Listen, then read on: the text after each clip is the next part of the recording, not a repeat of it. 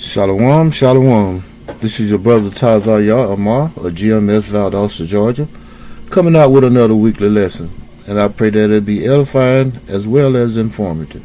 But first, we want to give all praises and glorifications to Yahweh, by Hashem, Yahweh Shai, by Hashem, Yikakadash. Double honors to our apostles and elders, the great millstone, for teaching us the true knowledge of these scriptures. I want to say shalom and ahar to all the Aquas and Aquas that are striving and thriving in the same 100% true doctrine. Shalom. Today's lesson is based upon a situation that happened today. Just so happened I was home today at this particular time when I had two unexpected guests knock on my door. And it was two young ladies. I would say that they was in their early 20s. And according to them, they was spreading the gospel. And they was members of the Mormon church or tabernacle, whatever. And as they was explaining to me what their mission were, the one that it was one of them that had the appearance of a Moabite, and the other one had the appearance of an Edomite. And the one that had the appearance of being a Moabite had me this pamphlet. And as they were discussing their mission, I said, well, I'm sure there's going to be some things that we're going to disagree on. And one of them is going to be this image right here.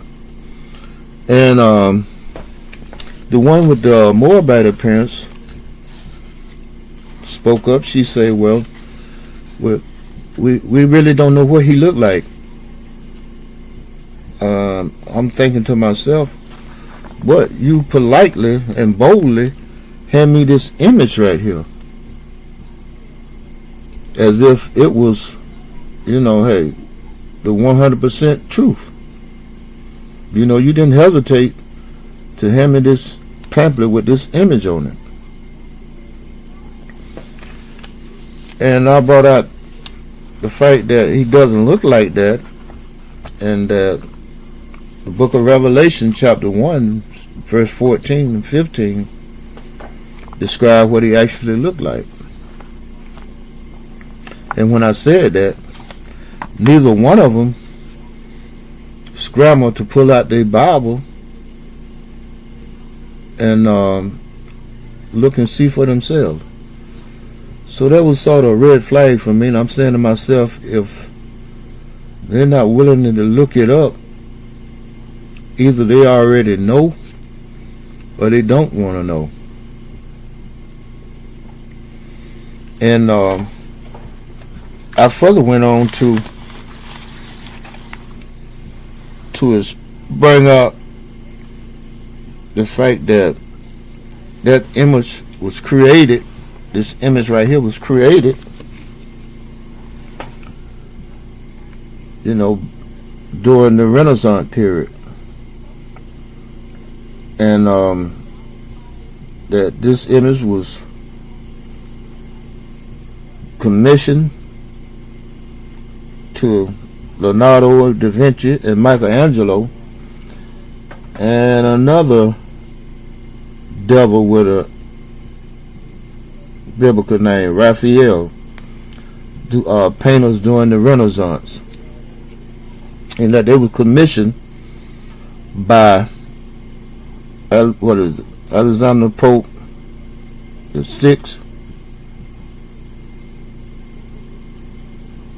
to paint Cesare Borgia as the Messiah during the period of Renaissance, which means rebirth, iconoclasm, which means, hey, the breaking and the deliberate destruction of religious images, monuments, symbols, destroying the noses on certain statues that had Negroid features, the Sphinx over in Egypt. You know, hey, these devils just went on a rampage trying to destroy the true images. You know, and people even had they was highly upset with Vladimir Putin for bringing out those black iconic paintings of the true images of the apostles, the true images of Yahweh, depicting the images of Yahweh, King David, once again, all the 12 apostles, you know, Joseph, Mary, and the list goes on. And as I said earlier, they didn't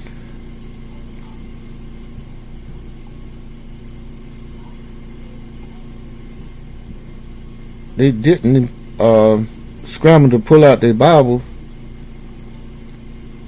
to check what I was saying.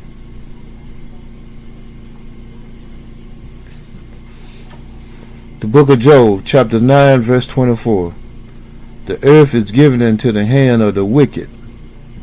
He covered the faces of the judges thereof. If not, where and who is he?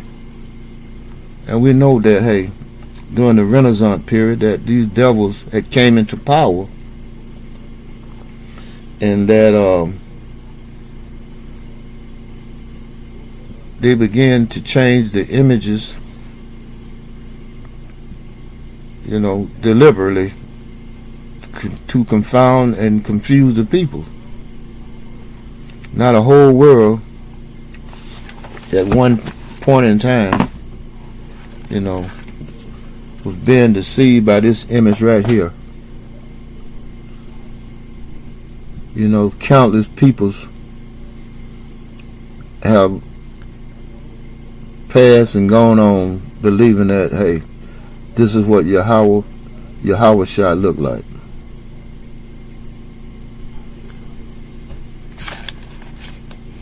Once again, I'm going to read the book of Job, chapter 9, verse 24. The earth is given into the hand of the wicked. He covers the faces of the judges thereof. If not, where and who is he? There he is right there. The devil himself.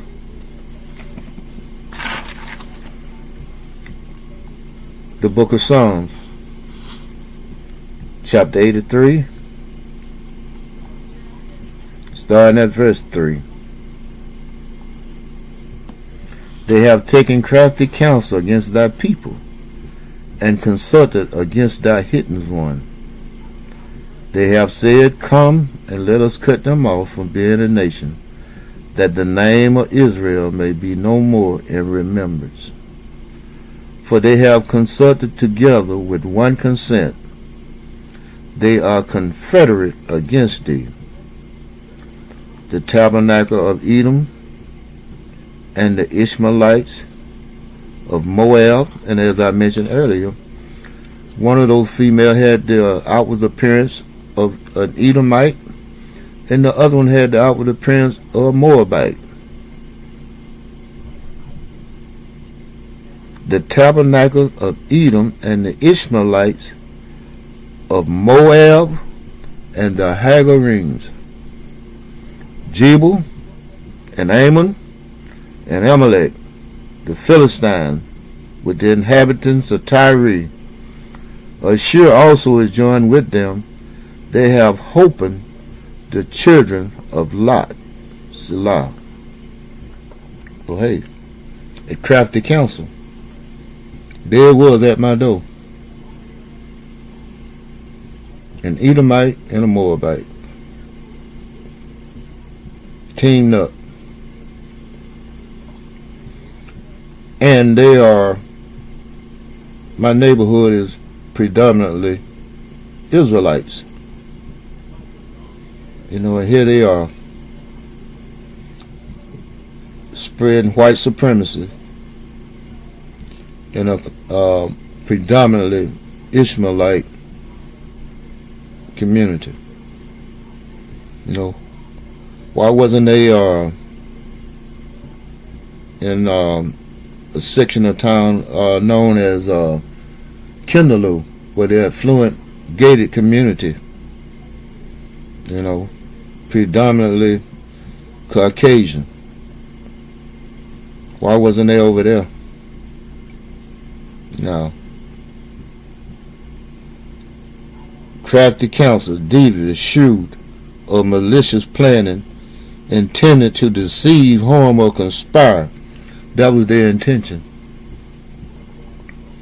The crafty counsel in Jake neighborhood, devious, shrewd, or malicious planning intended to deceive, harm, or conspire. Often appearing smooth or credible. Here it is, two young females in their early 20s. As I said, one had the appearance of an Edomite, one had the appearance of a Moabite, looking as harmless as a dove. Often appearing smooth or credible on the surface while masking a hidden agenda. You know, like I said, I gave them the benefit of the doubt, them being in their early 20s. Maybe they've been bamboozled, you know, indoctrinated with a false doctrine by someone that they really looked it up to. That's a heavy realization to wake up to. Mm-hmm. Seek objective truth and question everything until the pieces. Even the phone had to chime in on that. I wasn't even talking to you, devil. Well, anyway, with that being said, I'm going to close out by giving all praises and glorification to Yahweh, by Hashem Yahweh Shai, by Hashem Rekakadash. Double honors to our apostles and elders of Great Millstone for teaching us the true knowledge of these scriptures. I want to say Shalom and Ahab to all the Aquans and Outlaws that are striving and thriving in this same 100% true doctrine. Shalom.